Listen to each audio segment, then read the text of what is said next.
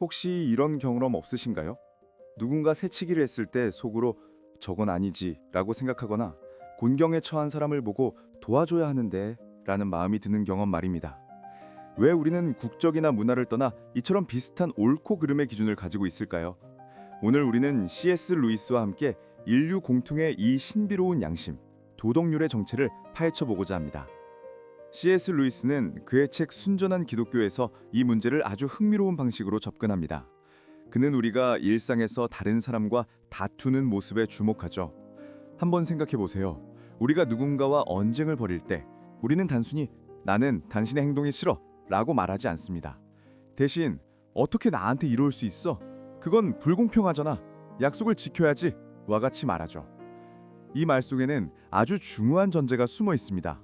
바로 너와 나, 우리 모두가 알고 있는 어떤 행동의 기준, 즉 공정한 플레이에 대한 규칙이 존재한다는 믿음입니다.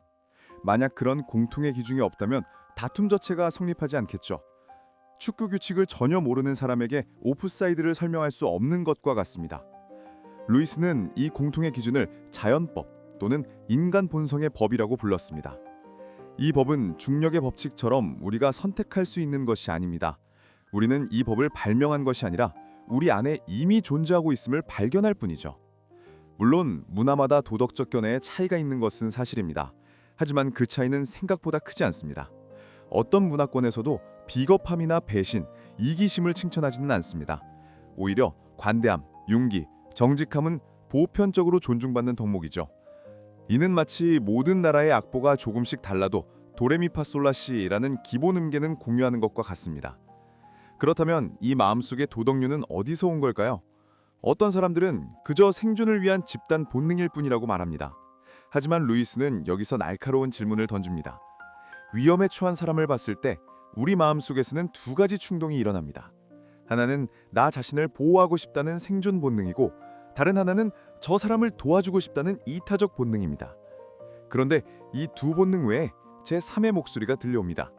바로 너는 위험하더라도 저 사람을 도와야 한다고 말하는 도덕률의 목소리죠. 만약 도덕률이 그저 본능 중 하나라면 가장 강력한 본능을 따르는 것이 당연할 겁니다. 대부분의 경우 생존 본능이 훨씬 더 강렬하겠죠.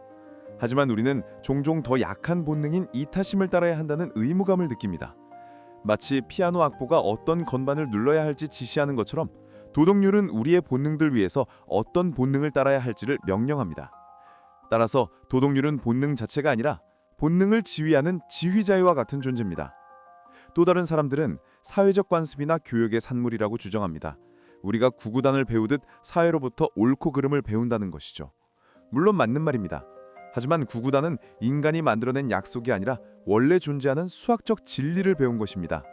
마찬가지로 우리는 사회를 통해 도덕을 배우지만 그 도덕의 근본 원리는 사회가 마음대로 만들어낸 것이 아닙니다.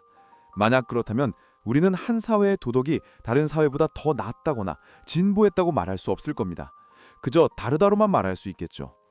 하지만 우리는 노예제도가 폐지된 것을 분명한 도덕적 진보라고 믿고 있습니다. 이는 우리가 모든 사회와 시대를 뛰어넘는 진짜 도덕의 존재를 인정하고 있다는 강력한 증거입니다. 자, 정리해보겠습니다. 우리 안에는 옳고 그름을 알려주는 보편적인 도덕률이 존재합니다. 이 도덕률은 단순한 본능도 사회적 약속도 아닙니다. 오히려 본능과 관습을 판단하고 지시하는 더 높은 차원의 법칙이죠. 루이스는 바로 이 지점에서 우리를 우주의 가장 심오한 질문으로 이끌어갑니다. 이 법칙은 대체 어디서 왔는가? 우리가 아는 세상의 모든 것은 두 가지로 나뉩니다. 그냥 돌과 나무 같은 존재하는 것과 책상과 컴퓨터 같은 만들어진 것입니다. 그런데 우리 마음속의 도덕률은 단순한 사실이 아니라 우리에게 무엇을 해야 한다고 말하는 명령의 성격을 띱니다. 명령이 있다는 것은 그 명령을 내린 존재가 있다는 뜻이 아닐까요? 루이스는 이 도덕률이 바로 우주를 창조한 어떤 존재, 즉 신의 존재를 가리키는 가장 강력한 단서라고 보았습니다. 과학은 우주가 어떻게 움직이는지 설명해 줄 수는 있지만 왜 그래야 하는지에 대해서는 침묵합니다. 하지만 우리 자신을 들여다볼 때 우리는 그 이유에 대한 실마리를 발견합니다. 우리 안에 새겨진 도덕률은 이 우주가 단순히 물질의 우연한 조합이 아니라 선과학에 지대한 관심을 가진 어떤 마음에 의해 다스려지고 있다는 사실을 암시합니다. 오늘 당신의 마음속에서 이건 옳아 또는 저건 그른 일이야 라고 속삭이는 목소리를 들으셨나요? C.S. 루이스의 말처럼 어쩌면 그 목소리는 단순한 감정이나 생각이 아닐지 모릅니다. 우주의 주인이 당신에게 보내는 희미하지만 분명한 신호일 수 있습니다. 오늘 내용이 흥미로우셨다면 구독과 좋아요 그리고 여러분의 생각을 댓글로 남겨주세요. 다음 시간에 더 깊은 있는 주제로 찾아뵙겠습니다. 감사합니다.